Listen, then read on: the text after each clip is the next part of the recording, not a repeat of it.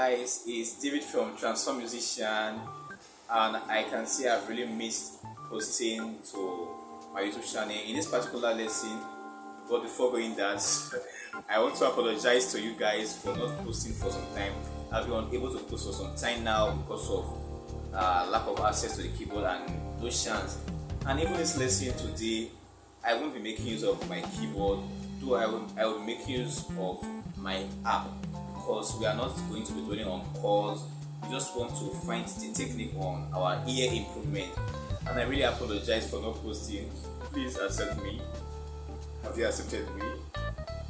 Please, I'm really sorry. I'm really sorry for not posting for you guys.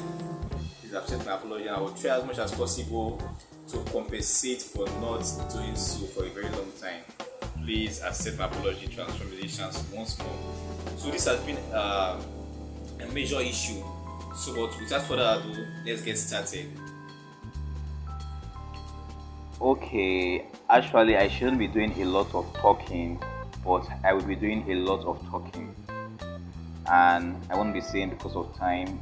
You should have enough data for this. You are not actually paying for this, so you should be able to go through it. You should be able to sacrifice your time and everything. You should calm down, be patient, learning, and so on. So this has been an issue for so many musicians that play different instruments, particularly the keyboard. How to locate the key of a singer, and most times the place might be rowdy, might be noisy, and it's very, very, very hard. So with this lesson, we are going to dig in on what you need to do that can help you. Although these won't just these are not just like they are not like something that we just that you just need to know without you putting any effort. You also have an effort to put in. You also have a role to play. So one thing you should know how to find the key of a singer is for you to know your solfas very well. Your solfege or solfa, you should know them very well. The major scale, just practice the major scale very well. Know them, know how they sound, know when know how they sound individually. You should know them. Basically, whenever you play your major scale, do re mi fa sol la ti do, you should be able, and you should always sing along. You should know your solfas very well. If you know your solfas, it's like an head start. It's good you know your solfas very well if you want to learn how to play all keys, because if you want to learn how to find the key of a singer, because it's very important. For example, this is your solfa in the key of C.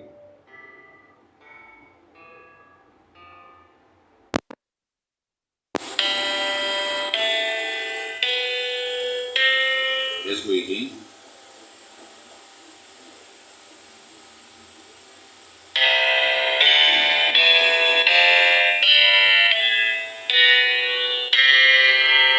So that's your solfas in the key of C. So you should know how to play. You should know how to play your solfas. Also in same light, you should also know how they sound, because it's going to help you. You should know how they sound when you are on another note. For example, you should know how your solfa sound. That's the first one. So with the solfas, with the knowledge of this, we'll be moving to the next phase. So the next phase is for you to know how your root note sound. Your root note, which is also known as your tonic, technical name, or your solfa, your do.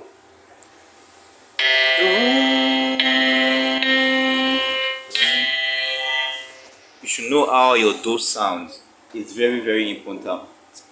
And most times your do, your one and your fifth, your do or your sol tends to sound alike. Sometimes it can confuse you, so you should practice how your do sounds.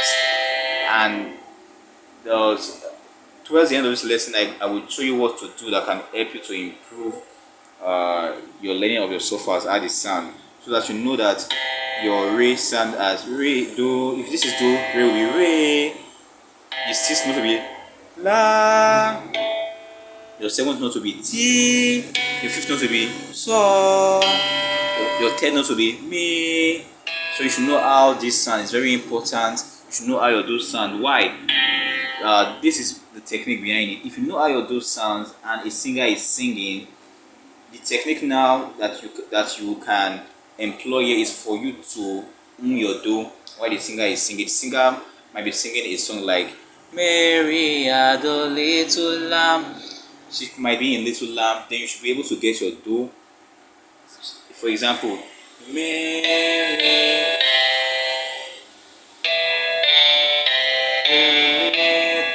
Your do for me will be do.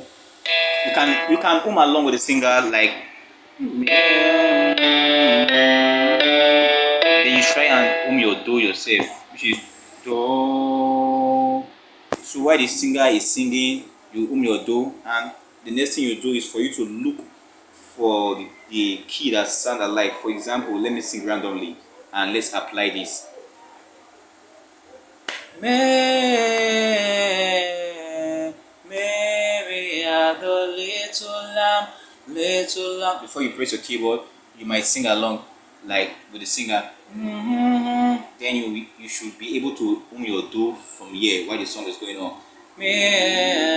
Your do will be then if you are able to your do while the singer is singing the next, then you search for the one that corresponds with your humming.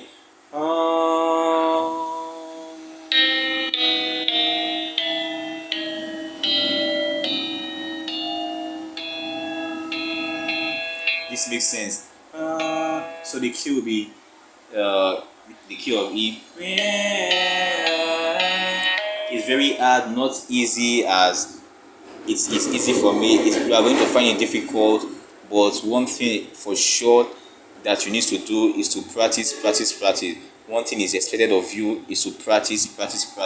When you practice, you engage your brain, and when you engage your brain, you find out that you develop muscle memory, and most time you get used to these things unconsciously. So the next phase, so for the next phase, the last thing you should do here is to practice, rehearse, develop your ear. You can go to YouTube and search for how to develop your ear. A strong ear is very important for a singer. A developed ear is very important for a keyboardist. You will need it to score songs. You will need it to do almost anything.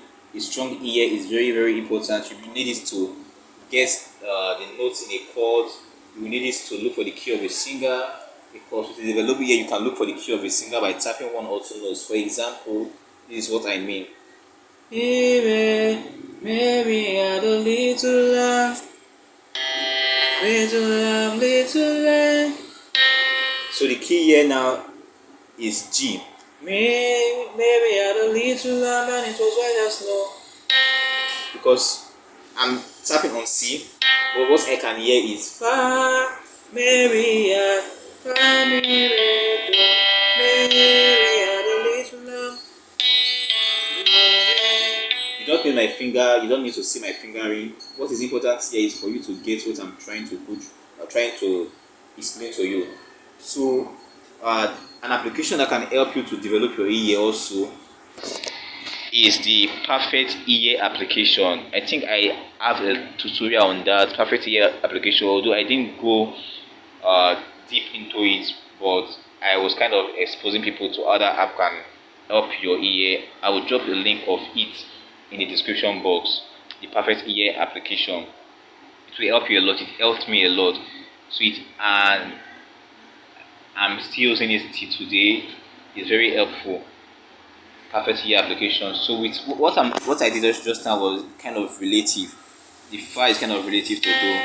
Mary had a little lamb, so I hit Fa, but sometimes it's kind of difficult if I touch notes that are not in the scale. Let me try and Mary had a little lamb. Now this is not sounding diatonic. Mary had a little lamb, little lamb. Mary had a little lamb, it was white as snow. What I normally do is that I go although this is sounding like your Z. Mary had a little lamb, your flat six. It sounds like your flat six. Little lamb, little lamb. Mary had a little lamb and it was white as snow. So, okay, still on the key of E. So let me try and go to. Let me try and. Now I'm finding it difficult to leave this key of E. It's kind of sounding off to me. Mary had a little lamb, little lamb, little lamb. Mary had a.